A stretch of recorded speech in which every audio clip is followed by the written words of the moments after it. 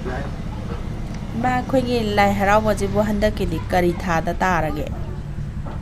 ꯂꯥꯏ ꯍꯔꯥꯎꯕꯁꯦ ꯂꯝꯇꯥꯒꯤ ꯇꯥꯡꯅ 15 ꯑꯗꯒꯤ ꯊꯕꯥꯜꯅ 22 ꯄꯥꯟꯕ ꯅꯨꯃꯤꯠꯅ ꯌꯨꯝꯖꯀꯩꯁꯦꯟ ꯅꯨꯃꯤꯠꯇꯒꯤ ꯂꯥꯏꯍꯧ ꯑꯣꯏꯗꯣꯏꯕ ꯑꯗꯨꯒ ꯅꯨꯃꯤꯠ 4ꯅꯤ ꯆꯨꯞꯅ ꯊꯧꯔꯝ ꯑꯁꯦ ꯇꯧꯒꯗꯣꯏꯕ ꯍꯥꯏꯔꯤꯕ ꯊꯧꯔꯝ ꯑꯁꯤꯗꯀꯣ ꯀꯪꯂꯩꯖꯥꯁꯤꯡꯗ ꯂꯩꯔꯤꯕ ꯃꯩꯇꯩꯕꯥꯛꯁꯤꯗ ꯂꯩꯔꯤꯕ ꯍꯥꯏꯗꯤ ꯏꯆꯤꯟ ꯏꯅꯥꯎ ꯂꯥꯏ ꯒꯨꯔꯨꯁꯤꯡ ꯏꯃꯥ ꯏꯆꯥ ꯈ꯭ꯋꯥꯏ ꯈꯤꯕꯤꯛꯅꯅꯦ ꯏꯃꯥꯗ ꯍꯩꯀꯠ ꯂꯩꯀꯠ ꯇꯝꯕꯤꯌꯨ ꯍꯥꯏꯕꯒꯤꯗꯃꯛꯇ ꯂꯥꯏ ꯀꯃꯤꯇꯤꯅ ꯒꯦꯝ ꯚꯤꯂꯦꯖ ꯖꯣꯟ 2 ꯇꯝꯐꯥ ꯋꯥꯡꯂꯣꯏ ꯄꯥꯟꯊꯣꯏꯕꯤ ꯏꯃꯥꯒꯤ ꯄꯥꯎꯖꯦꯟꯖꯔꯤ ꯏꯃꯥ ꯍꯟꯗꯛ ꯍꯔꯥꯎ ꯁꯛꯁꯦꯟ ꯇꯝꯕ ꯊꯧꯗꯣꯛ ꯀꯨꯝꯍꯩ ꯁꯥꯟꯅꯕꯁꯤꯗ ꯃꯄꯨꯡ ꯐꯥꯍꯟꯕꯤꯌꯨ ꯍꯥꯏꯗꯨꯅ ꯂꯩꯄꯥꯛ ꯃꯤꯌꯥꯝꯒꯤ ꯃꯐꯝꯗ ꯄꯥꯎꯖꯦꯟꯖꯔꯤ ꯂꯥꯏ ꯀꯃꯤꯇꯤꯅ꯫ ꯃꯈꯥ ꯇꯥꯅ ꯏꯃꯥ ꯍꯩꯀꯠ ꯂꯩꯀꯠꯀꯤ ꯃꯇꯥꯡꯁꯦ ꯑꯇꯩ ꯑꯅꯝꯕꯗꯤ ꯀꯩꯅꯣ ꯇꯧꯖꯔꯦ ꯑꯗꯨꯒ ꯖꯨꯕꯥ ꯀꯨꯁꯨꯝꯁꯦ ꯂꯥꯏꯗ ꯀꯠꯄ ꯌꯥꯗꯦꯅ ꯍꯥꯏꯔꯤꯁꯦ ꯁꯤ ꯀꯔꯤ ꯃꯔꯝ ꯂꯩꯒꯦ ꯏꯃꯥ? ꯖꯨꯕꯥ ꯀꯨꯁꯨꯝ ꯍꯥꯏꯕ ꯂꯩꯁꯦ ꯌꯥꯗꯕꯗꯤ ꯂꯩꯇꯦ ꯑꯩꯈꯣꯏ ꯂꯥꯟꯅ ꯑꯗꯨꯝ ꯆꯠꯅꯈꯤꯗꯅ ꯇꯧꯕꯩ ꯋꯥꯗꯅꯤ ꯖꯨꯕꯥ ꯀꯨꯁꯨꯝ ꯍꯥꯏꯕ ꯂꯩꯁꯦ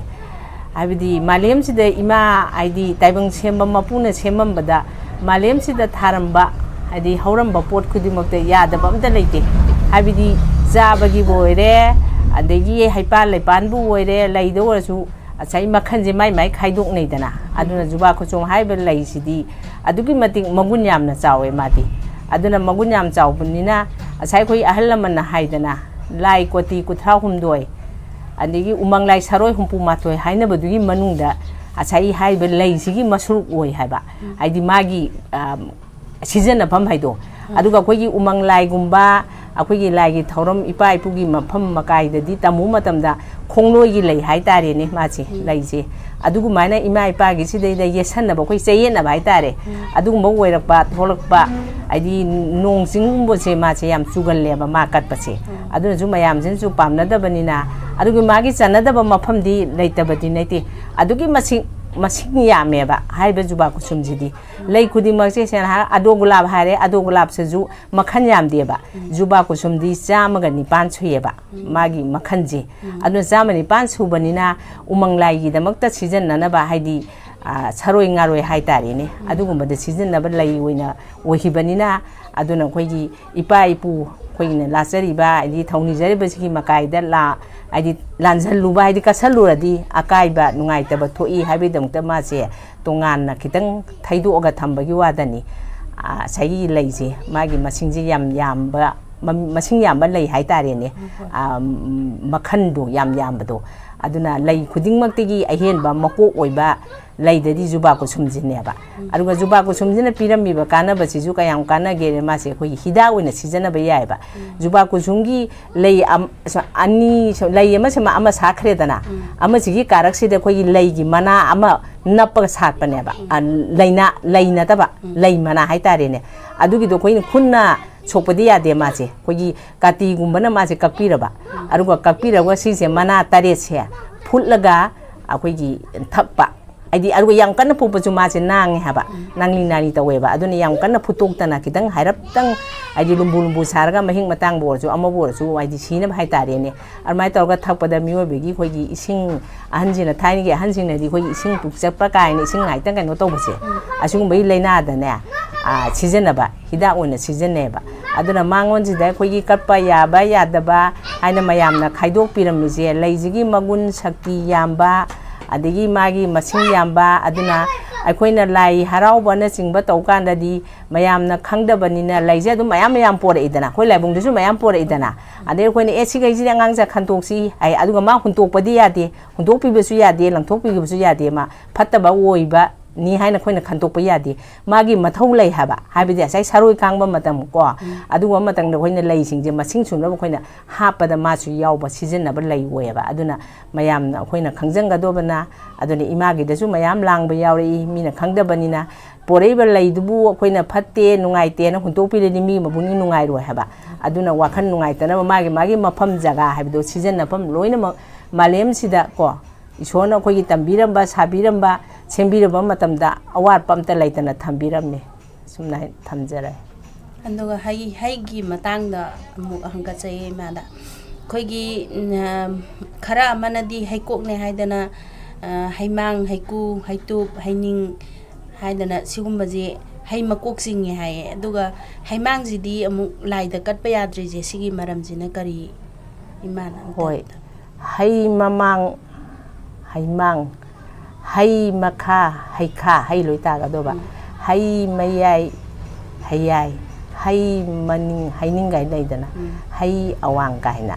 adugumbagi hai makhanjideda haimang haiba saigi haise asma sisu yamna khoigi kai hani magul leiba haitarene sakti leiba aduga haimang sigi wari di khara kitang tongale mangonda laida katpada mayamna haimang je mange yai natraga yadi haise hai mange haribara hai mange haribara ama aidi wahantok ani thongna leikhre bako aduna hazigi hai si laida khoide katpa yadi sijenaba yadi hariba hai mamangne na leiba haimang se sigi wari di tongana top tope adugi wari do nahangna khangninga adigi khangningbo waradi haitare ko mithokpa tare abdi haji khoigi miga laiga haitare ne matam mamadadi khoigi miga laiga se loi sam samnaramba aidi inak nangna dona khoigi isina khoi tinari bismaina dum loinaramba jani laiga miga se adu loina ba matam sireida khoigi waxing tha lae ko waxing tha sireida waxing tha je khoigi nungji kaya je laktabanina khoigi khongban pukhi turen gumji ising khara kangkhredana adu kangbasida khoigi khulamagi sidaida khoigi pat lama leiba jani pat sidaida sai nga ji yam leiba ada nga ji phana beida mukta idana mayam jina khoigi leibung phamba haiba leibung phamba haibadi leibung matonda phambagi wana te khoigi ahal laman singjina punna khoigi mai gumba tingmina bhai tare ne adum phamina ba matam jira jaja hayeng di aduna akhoisi hariba pat sidaida akhoi nga yam leire adi kungi nongla di singjina mu chawkhat karbani na nga ji phaba yararoi nga ji phahauje haiba ada adu phaija phare phare na nga ji phanarabane ba hayeng nongala nga ji phanare ada phaba je miwoi ba haiba je khoi kalak mi ho yam chawba mi ju yawe ba ahen ba pamba hai tare ne adugumba mayam ji marakta ada numisina tasangi mena hala adana saigi nga ji phaba loidraba adaida nupa mana harka hanjira hai ganu ijacha hayeng pharaji ngasigi ngaji akhoi tochi haiba adaida sai panje photo mu pan sima thingjamna panje khara photo mu masi ta hoidi haiba ko aji laigi pan kawe sije khoina ahin wareng na di phate aduna sije phatoksi haibada asai kalam mi hojawba angang ama yawre ba nupa amana mai mabung maningda khangere ba masing panje phato ji nga che loina chen thokhrani ai hayeng phaba ngamro aina ngata laga phage na mana mana mari tawre ba ai yaro hayeng pan phato rani nga loi che thokhrani khoi nga thiba warani aduna panje jum thamamji mai leijini ka shu tawroi na khoi lamhen bai do aidi awa bata dori ni mase lamhen ba nupa ma yawbadigi mana yade phare tawge tawje suno na hanjingji yumda hanare ebako aduga saigi toroban ji da lai haidi pachibu senari ba lai dusu haidi khoi taibang mi dona hentong hinjin kha tawba haitare ne maju lamhen ba haitare aduna mana khale phare da hayeng di aina masigi nupaji aina kokthoge aduga machinga ji phange aina mana khalle ago nongju ngandriba aidi ahingse khoi barogi matung khoi nongyai matunga hainari sine nongyai matam jena mana kauthoraba itau aduna na tholo nga phaje nonga le haiduna madi asai nga phabi wakhanda mobu phatabani na ko adum phatabani na mai wakhanda nga adugi wakhanda khanbani na mana hogalaga thorpa matamda asai mai itau saraga mai itau marketing namba mamana baji saraga leiramne ba lai haibisi sayon haibani na ko adeida itau pharu se nga je sum phaba adum nu bajina phare adei laijina itau aidi pharoi nangna phaba ngamdra kanda wara kanda aina mu phage har mana torban jida laihobane ba lepaga hoi leirai haidari ne leirai jene mana tonga laihoba jireida ajigi khoigi amam angan sina baina khamam mamjalaga ngan gadobagi tanja sire khamam mamjala pajira khoi taibang mi sina ne khaleba aina saidagi sunga phari jibu sungan junga lakte nong jiju kamai tawba jano adunadi aise kaidora jano harga mache mai wakhanda jingnare haba wakhanje aruga mana sai toroban lai di leirai sir kakhli aduga saigi magi nga gi tungon dai do mana yengo matamda saigi nga chigi makoka mamai ga se amta yawram dare haba lai sina sum cha thokare haba apa ko dingi adi hais masidi mi na tre lai ni aidi kamai tong ni hai adigi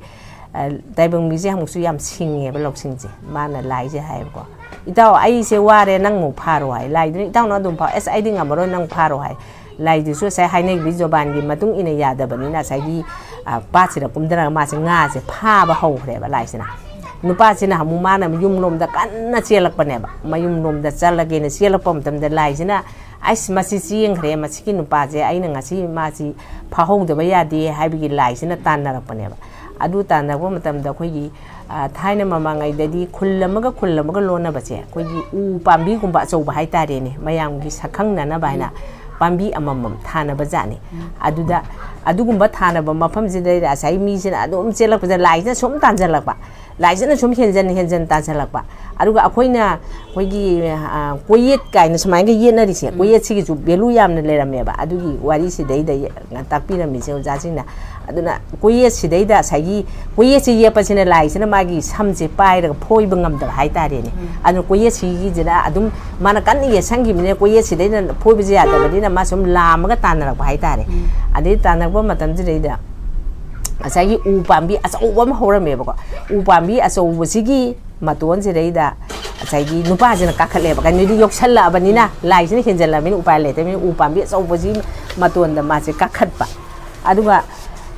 kakhale aduga lai ji u ba thak sira kakhala ba ma ju kakhale mi ju kakhale moi ni je kakhanare adigi lai du na jum lam ge tawra ba ni na phangdora ba ni na ma se upai le raktra mina mana ko yeng ba da khoi gi usa che mana thi e ba usa jina lai ji gi sai gi magi mamai ji da phu ba hai ta che sum phu ba jina lai jina khoi gi mami se thupa dan hamu kumda ba amu jana na ta ba hamu kakha ba hamu kumda ba hamu sakha ba sum taw ba kan du da kondang da khoi gi nu ngan ba hai ta re yen gu mo khongak ba adegi khoi gi ahal lamana sung khoi gi mapan ban thok pa gi adi khogde ma khogdam ba gi mikhon tarak pa do adugi mikhon tarak pa matam si reida lai sina khale ais ai masidi yara roi aduna ai halodra di haraga sai adu da phuri ba pose kari no da sai gi haimang sine ba lai sira phuri ba pose haimang sine ba aduna haimang jena khoi marok yam ka ba khoi gi sanggong gi mapan gi dumaina haimang gi da marok yam kai dala adumaina ka basina lai ji gi mami te phu ba da lai ji gi mami se thop pa che tupa sini ma je upai le ta thadu amaga ma chakhiba lai ji han gre ba aduga nupa sidi adin kalhore hinghore aduga hamu lai jina adu de harame ba phare nang na ngasi budi ngam khare aduga hari ba potto aduna hayeng aidi mapu gi thoram tawba matam da aduna hari ba hai mamang ne haiduna taibang noina longna ri ba haimang ko bodo mange habidi lai ju puru rabani na ko aduna hai marak ta tilhandana aduna mapu gi aidi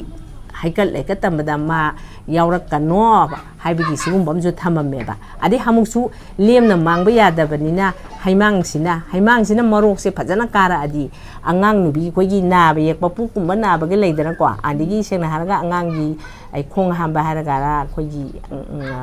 jum aidi si kaino da hapa budi kaya kaino oidra su khong hamba da nungai ta ba koi sibe hamba ge leida aduga haimang gi marok sina phajana kara adi angang